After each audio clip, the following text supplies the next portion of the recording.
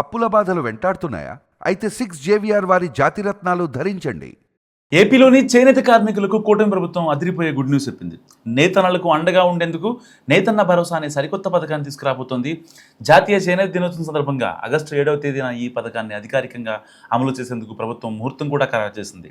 ఈ పథకం కింద అర్హులైన ప్రతి నేతన్నకు ప్రభుత్వం 25,000 చొప్పున ఆర్థిక సహాయం అందజేయనుంది.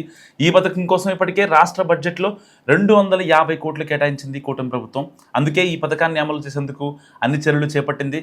అయితే ఈ పథకానికి అర్హులు ఎవరికి ఈ పథకం అమలు అవుతుందనే విషయంపై చేనేత జౌళి శాఖ ఇప్పటికే కసరత్తు పూర్తి చేసింది.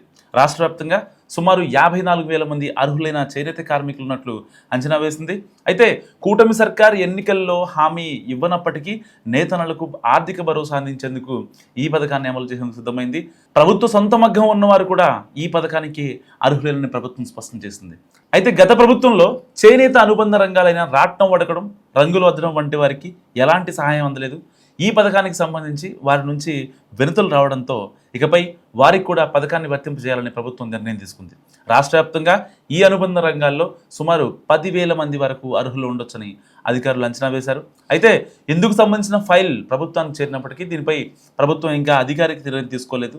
వీటితో పాటు నేతన్నలకు అండగా ఉండేందుకు ఇప్పటికే ప్రభుత్వం చేనేత కార్మికులకు 200 యూనిట్ల ఉచిత విద్యుత్ పథకాన్ని కూడా అమలు చేస్తోంది.